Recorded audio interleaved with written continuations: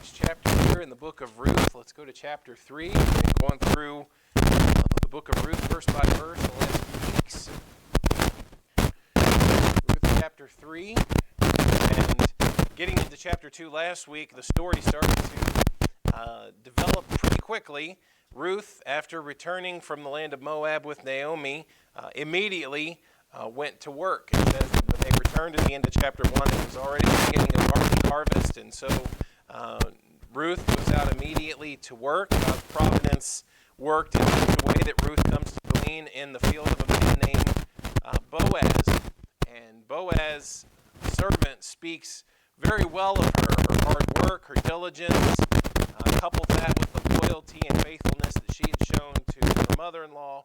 And we read in chapter 2 that Boaz indeed was quite impressed. He expressed a desire for her to remain in his fields and that he would provide for her. He said that he would give her companionship among his maidens. He'd give her protection from the young men, and then, of course, give her a place of refreshment among his servants. He also instructs his servants to leave a little more intentionally behind for her. The poor and the less well-off certainly had a right to the corners of the fields and those things that were left behind. Provisions in the law we talked about, but he actually instructs the servants to leave even a little more on top of that to make sure that she was particularly taken care for. When Ruth comes home with quite a huge load, Naomi recognizes that such events had to be done on purpose. Experience would teach them that what she returned home with was certainly more than was ever expected. And upon hearing this story from Ruth and realizing that the man in her story was Boaz, we kind of left off at the end of chapter 2 last week with Naomi and her wheels really spinning. Learning that Boaz was the man's name, she knows that he's her next kinsman. And Naomi knows that makes him eligible for some of those things we have discussed before.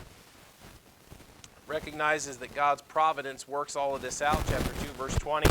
Blessed be he of the Lord, who hath not left off his kindness to the living or dead. These things are not coincidences. So chapter number 3, number 1, let's talk about Naomi's plan. Okay, Naomi's plan. Verse number 1, it says, And Naomi, her mother-in-law, said unto her, My daughter, shall I not seek rest for thee, that it may be well with thee? Now love has really bonded Naomi and Ruth together as mother-in-law and daughter-in-law, as a close family here. There was a time where Naomi's expectation was that Ruth would just go back home like the other daughter-in-law. Yet Ruth, in her loyalty and fidelity, has told Naomi that she would not leave her. She would go back to her home with her, that her people would be her people, that God would be Ruth's God, and she has lived that. Those weren't just words. And we talked about that. Ruth, when she returned with Naomi, this was not a free ride. This was not, let's go back to the land of wealth and plenty. They're going home with no husband, no male heirs. There's no expectation of much but poverty when they return home. And yet Ruth, in her loyalty and faithfulness, has worked hard, and there's just such a bond there that Naomi desires Ruth find a place of security. That's what's intended there when it says, shall I not seek rest for thee? Naomi is willing to forgo her own intention or her own ability to marry again, to have someone fit the role of the kinsman redeemer, and yet she's willing to search out for that for Ruth instead. I want you to have security. She has a desire that Ruth would have a husband and a home, and that's what she's intending there in verse number 1. So with that in mind, with her desire that Ruth find security, with Ruth find rest, a husband, a home, she has a plan. She has some ideas that she wants to run by and instruct Ruth on from verse 2 down to verse number 5. Now, verse 2 says, And now is not Boaz of our kindred, with whose maidens thou wast. Now, you already know that, but Ruth doesn't understand what that means. Okay, you'll remember that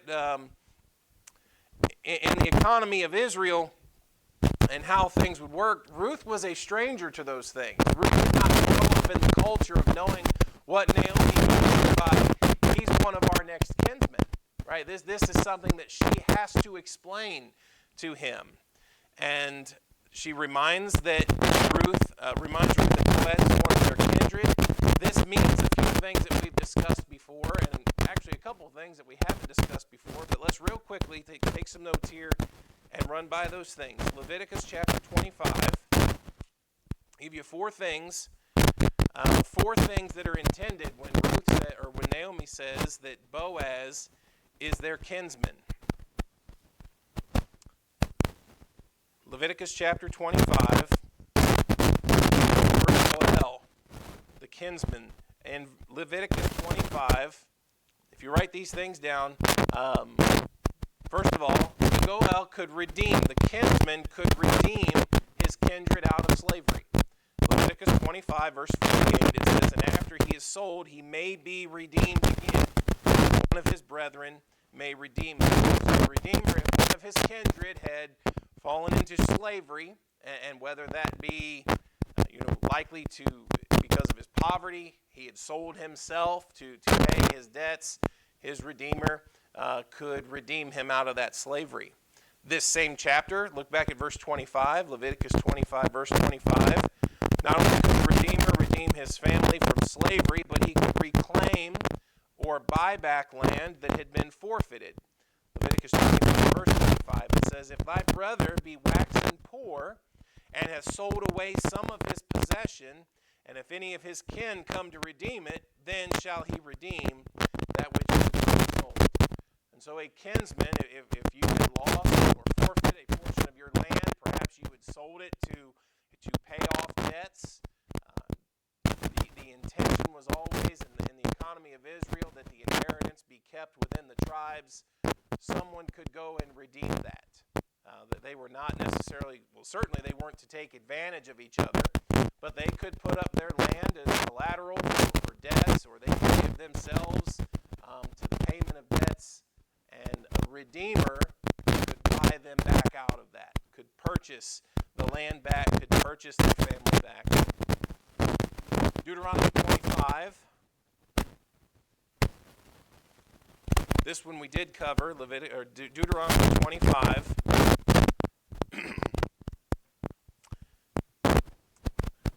The kinsman could carry on the family name by marrying and producing an heir for a childless widow. That was another provision, another responsibility that a kinsman could perform. Deuteronomy 25, verse 5. If brethren dwell together, and one of them die and have no child, the wife of the dead shall not marry without unto a stranger. Her husband's brother shall go in unto her, and take her to him to wife, and perform the duty of an husband's brother unto her. And it shall be that the firstborn which she beareth shall succeed in the name of his brother which is dead, that his name be not put out of Israel. That's kind of what's getting ready to happen, right? Elimelech, and he had two sons, and they're all gone. There are no heirs. What happens to the name of Elimelech? Well, a redeemer could take a childless widow and raise up a child so that you could keep the family name going. Deuteronomy 25, we talked about, gives that provision.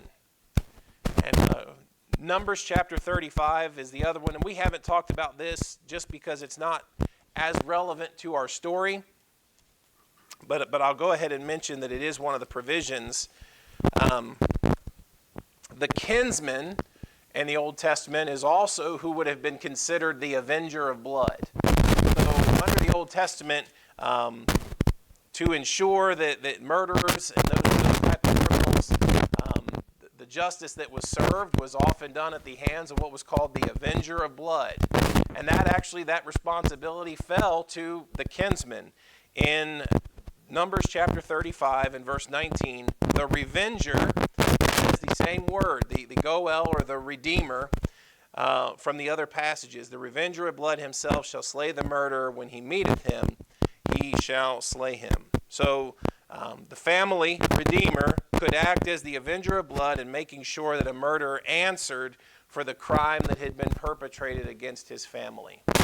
So when Ruth, Naomi is one of our kinsmen, if you're acquainted with all the customs of the Old Testament, if you're acquainted with all the customs that's under Israel, there's a lot that would go into that. Now, Ruth wouldn't have known all of those things naturally, right? She's Moabitess. She wouldn't understand necessarily all of those customs. But we can see and understand that in the Old Testament, this kinsman or this redeemer was responsible to help safeguard the persons, property, and posterity of his family. Boaz is eligible for this. So Ruth can appeal to him to safeguard the posterity of Elimelech's family and take her in marriage.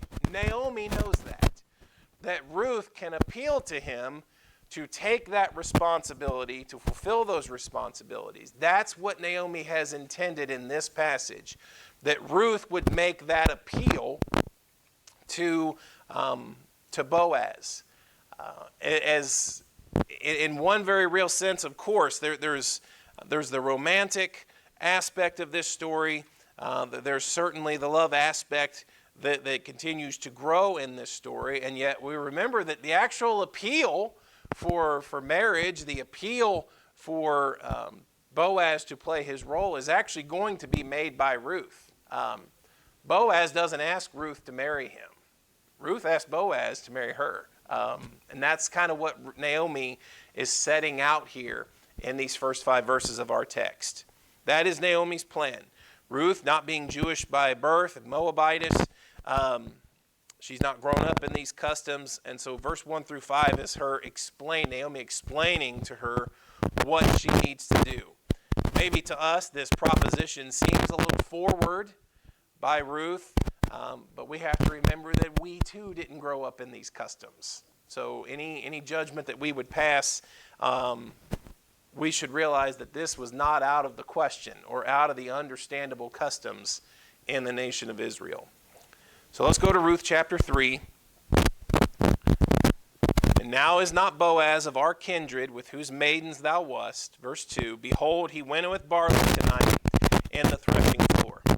Wash thyself therefore, and anoint thee, and put thy raiment upon thee, and get thee down to the floor. But make not thyself known unto the man until he shall have done eating and drinking. And it shall be, when he lieth down, that thou shalt mark the place where he shall lie. And thou shalt go in and uncover his feet, and lay thee down, and he will tell thee what thou shalt do. She said unto her, all that thou sayest unto me, I will do. Naomi's intention here and her advice is for Ruth to approach a very particular way. Now, Naomi's approach for Ruth is not going to be, all right, you go in and you tell Boaz, you demand that he do his duty as the family redeemer. You don't go in and say, look, buddy, I married into your family, and they're all dead and didn't leave us any heirs. You got a job to do. Could she have done that? Probably under the provisions of the Old Testament, she could have done that and felt rightful to do so. Right? There were provisions that allowed for the carrying on of posterity, the property and persons within a family. But Naomi's advice is not to go in and demand, you need to step up and do your job, buddy. I need a home, I need a child, and I expect you to take care of me. No, that's not how she wants to approach it. Yes, Ruth has rights, but wisdom will explain that that's probably not the best way to approach the situation. Instead, according to verse 3, tell you what, you get cleaned up, you get down to the place where you know he'll be perfect. Don't go in and make a big scene. Don't go in and interrupt dinner. Wait till he's finished. He's eating, he's drinking, and he's ready to retire for the evening. Now, knowing the kind of man that Boaz was, he was actually going to be back down at the threshing floor. You learn when you read the book of Judges and even into 1 Samuel that during this time of year it was common for thieves and robbers everybody's just finished their harvest. Hey, half the work's done. If you could rob someone's threshing floor, you could make out with a bounty. So that's where Boaz will be. You wait till he's done with dinner. He's coming in. He's going to retire for the evening. And it shall be in verse number 4, then mark the place where he'll lie, go in, uncover his feet, and lay thee down. Lay at his feet.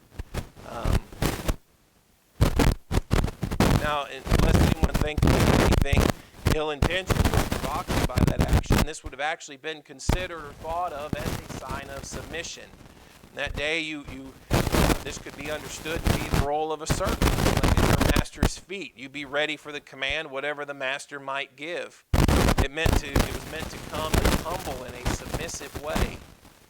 And it was Ruth's way to say, as a humble servant, that she was trusting in the goodness of Boaz. I respect you, I trust you, I put my faith in your hands, I lay humbly at your feet. And that's Naomi's intent. Not to be loud, boisterous, demanding, go in there claiming that you got rights and somebody needs to step up to the plate. You go in there quietly, submissively, humbly, lay across his feet, and then he'll tell thee what thou shalt do. He'll know what that means, and you take this approach. And Ruth says, okay, I'll do that. Number 2, Ruth's path. Verse number 6, it says, and she went down unto the floor and did according to all that her mother-in-law bade. And when Boaz had eaten and drunk, and his heart was merry, he went to her. She came softly and uncovered his feet and laid her down. It came to pass at midnight, the man was afraid and turned himself, and behold, a woman lay at his feet. You could imagine he was startled a bit right in the darkness of midnight. He can tell that there's someone there at the foot of his bed, and he's able to make out that it's a woman that had been laying at his feet. And it startles him. Takes him. This wasn't quite what he was expecting. So verse 9, and he said, who art thou? She answered, I am Ruth, thy handmaid. Spread therefore thy skirt over thy handmaid, for thou art a near kinsman. And that is the request. That is her requesting what Naomi had intentioned all along. Would you spread your skirt over me? Would you play the part of the kinsman? Now there's a particular language that she uses there in that request. It's not common to us. It's not a custom that we have, more traditional among Jews. But when she says in verse number 9, spread therefore thy skirt over thy handmaid. Thankfully, the Bible is able to interpret itself. We can tell you what the custom is in the book of Ezekiel, chapter 16. If you turn over there, it'll explain to us what she meant by that request. Ezekiel chapter 16.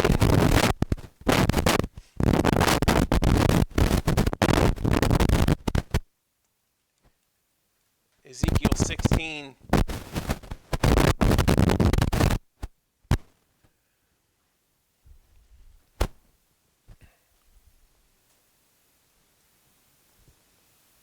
Verse number 3 says, and say, thus saith the Lord God unto Jerusalem, thy birth and thy activities in the land of Canaan, thy father was an Amorite, thy mother an Hittite. And as for thy nativity, in the day that thou wast born, thy navel was not cut, neither wast thou washed in water to supple thee. Thou wast not salted at all, nor swaddled at all. None I pitied thee to do any of these unto thee, to have compassion upon thee. But thou wast cast out in the open field, to be loathing of thy person in the day that thou wast born. And when I passed by thee and saw thee polluted in thine own blood, I said unto thee, when thou wast in thy blood, live. Yea, I said unto thee, when thou wast in thy blood, live. And I have caused thee to multiply as the bud of the field, and thou hast increased and waxen great. Thou art come to excellent ornaments. Thy breasts are fashioned, thine hair is grown, whereas thou wast naked and bare. Now when I passed by thee and looked upon thee, behold, thy time was the time of love. And I spread my skirt over thee, and covered thy nakedness. Yea, I swear unto thee, and entered into a covenant with thee, saith the Lord God, and thou becamest mine. That's the intention there and the thought of spreading the skirt over someone would be to cover, to make them yours. That's the request that Ruth is getting at there. Will you have me? The word that's used there, the word skirt, is the same word, the same root word that Boaz used in a previous verse. In chapter 2, verse number 12, you read there, Ruth chapter 2, verse 12, it says, "The Lord recompense thy work." This was Boaz talking to Ruth. "The Lord recompense thy work, and a full reward be given thee of the Lord God of Israel, under whose wings thou art come to trust."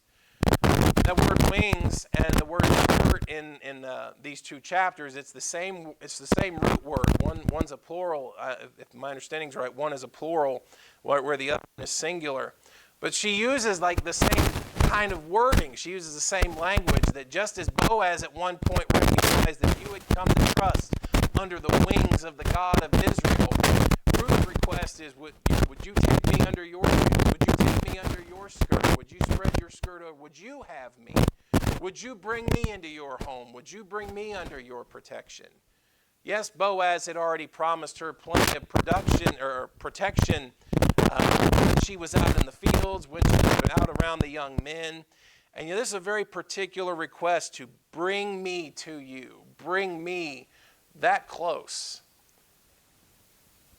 She doesn't say the words, "Will you marry me?" But that's not the language she would have used, right? This is the language she would have used to convey that request. I would be yours. She's come to him. She's laid across the foot of his resting place there, and humbly asked, "Would you have me? You are my kinsman, and I'm yours if you would have me." And in just a very humble, polite, and yet longing way, desirous way, she says, "I'm Ruth thy handmaid. Spread therefore thy skirt over thy handmaid, for thou art a near kinsman." And he said, "Blessed be thou, Lord, my daughter, for thou hast showed more kindness in the latter end than at the beginning, inasmuch as thou followest not young men, whether poor or rich." Now Boaz is all too happy to say yes, right? He knows who Ruth is. In this passage, he mentions this kindness in the latter end being greater than at the beginning. Now Ruth has shown herself, and what is the beginning kindness of Ruth? Well, Boaz knows, like from the beginning, here is a woman that has just given up herself to follow her mother-in-law back home, upon no promise of prosperity, upon no promise of plenty, yet but has given of herself. She's left her home, she's left her past and all that she's known to join with Naomi, to return to Israel, to convert, to proselyte into that nation. She has worked. She has put forth hard work, labor, effort to provide for her mother-in-law. He knows what kind of woman she is. He knows the kind of kindness that she has shown historically, her character. And yet he can say, this is even better. Your kindness here now at the end. This attitude, this compassionate yet submissive, humble attitude, this kindness that she intended and has been showing now to him, this is better. Better. Thou hast showed more kindness in the latter end than at the beginning, inasmuch as thou followest not young men, whether poor or rich. Ruth's still not, you wouldn't look at this as her still just trying to cling for a free ride. Ruth's not just pursuing any old fella that comes along, right? I've come to Israel, I got to find a man. That has not been her attitude. And Boaz can see that in her. It's one thing for us to notice. It's enough for everyone else that was around her to see it and to know this about her. "Now, my daughter," verse 11, "fear not, I will do to thee all that thou requirest. For all the city of my people doth know that thou art a virtuous woman." You wonder what people thought when Elimelech and his sons, when Elimelech left Bethlehem anyway, not everyone else did. When he left to avoid the famine, he went to Moab, and his sons married Moabitish women, and the schism maybe that would have caused, the stigma that would have been on that family. When she returns and Naomi's got a Moabitish daughter-in-law, and it didn't take long for Ruth, through her character, to prove herself as a virtuous woman. Someone who was not born in Israel, someone who was not accustomed to their traditions, to their laws, and yet, however long she has been there, and it hasn't been long, it's been the season of barley harvests. When they return, it was the beginning, and now it's the end of the barley harvest in chapter 2. Like you're talking about a season, and yet in one season of time, she has shown herself to be virtuous. Not just to Boaz, not just to people in the field, but like people talk about this. People know her. She's shown herself to be this kind of woman. That phrase, virtuous woman, is akin in language to the men of valor that is spoken of in the Old Testament. It's kind of the female equivalent of that, just in character and loyalty and faithfulness.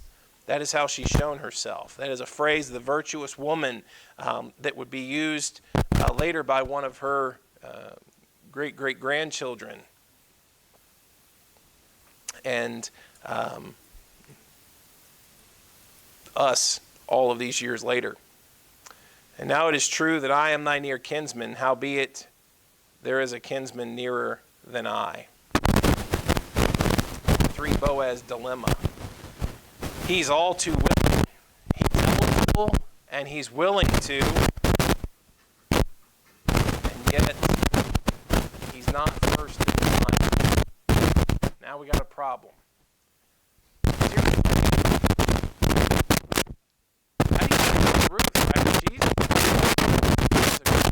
She's a virtuous woman. Boaz isn't the only one that knows this. What did he just say in verse number 11? All the city of my people doth know the power of a virtuous woman. But I have to tell you, Ruth, I'm not actually first in line. There's actually a kinsman that is nearer than I am. So that's going to present a dilemma that needs to be addressed. That Boaz wants to. He wants to marry her. He wants to bring her into his home, to his family, to be this kinsman, to be this redeemer for her, and yet he doesn't get the first shot at it. But see this in verse 13, and it shall be in the morning that if he will perform unto thee the part of the kinsman, well, if he's willing, in a sense that's okay. That'll work because she'll be taken care of.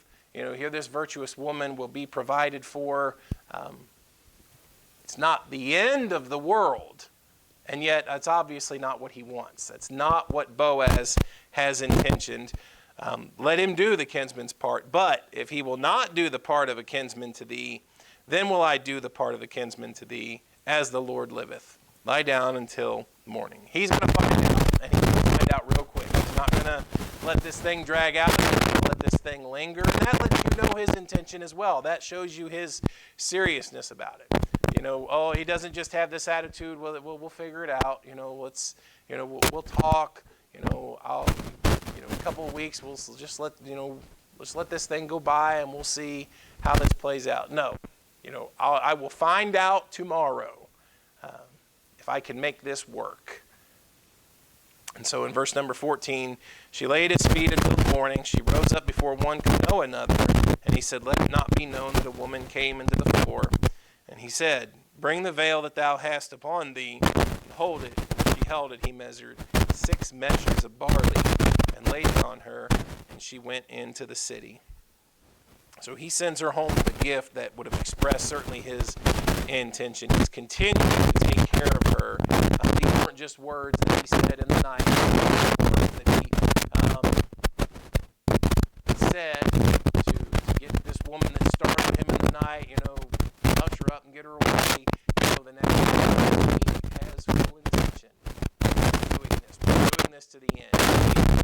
He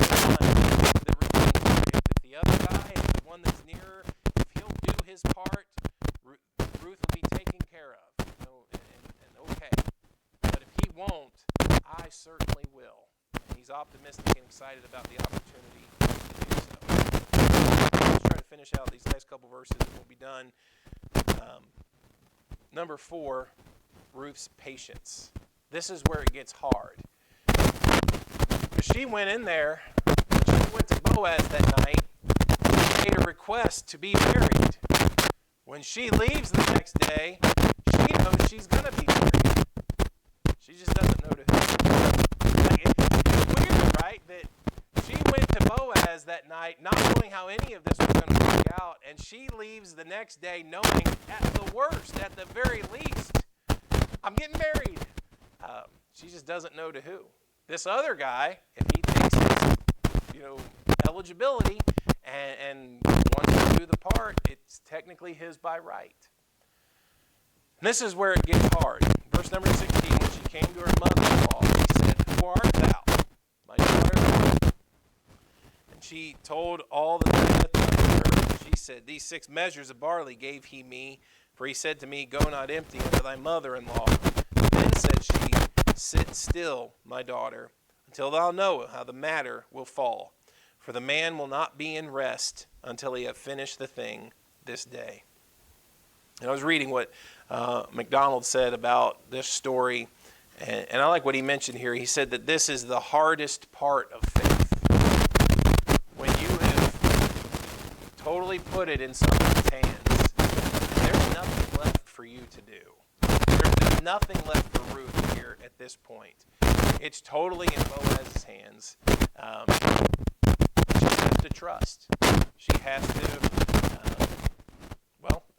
I really don't have anything to say that she can do beyond this point. She has done all that she can do. And Naomi recognizes that. And she says to sit still. This will have to work out. It'll have to play out. And you just, at this point, Ruth doesn't have anything to do or anything left to do but trust.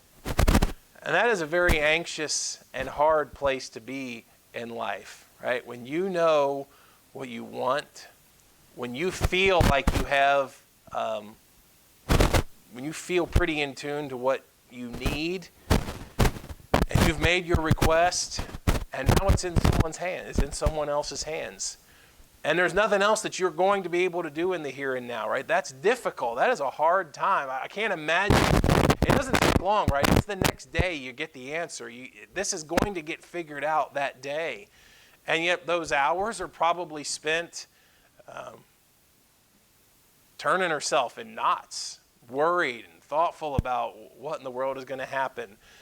I wish sometimes that we would know in our times of anxiety, when we make our requests, when we're putting our faith and trust in Him, because we've had these, whatever it is, your situation, your heart, you put it in His hands. Your own ability to do anything with it anymore, you put it in God's hands. You're simply trusting Him. I'd love to say that, like Ruth, just wait till tomorrow and it'll all work itself out. And by this time tomorrow, you'll know how this is going to play out. That way.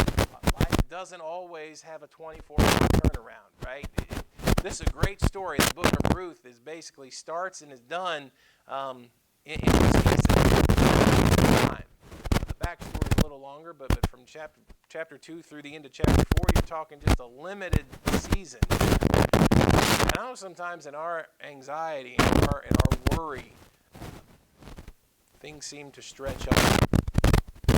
And yet, we are reminded to know whose name we have placed our faith and our trust. And, Boaz has proven himself thus far, hasn't he, to Ruth, that he cares. He has provided for her. He has watched over her. He has taken a very keen eye to her throughout this. Ruth doesn't have any reason necessarily to doubt him. She's not sure how the situation is going to play itself out.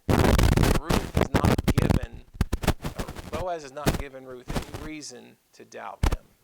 And let me encourage you with that. I don't know how your situation might play out. I don't think any of us do. And yet the one that we put it in his hands, He's never given us reason to doubt him. He's never given us reason not to trust him. And we can do that. I don't know how tomorrow plays out. I don't know, well, you know chapter 4 how it works out, but if you had never read this story before, certainly if you're Ruth, you don't know how the story goes. If you don't know how tomorrow comes out, keep praying and trust the one that put it in his hands and know he's never given you any reason to doubt him. He's never given you any reason to think that he doesn't have your best heart, your best intention, a great, great plan. Keep trusting.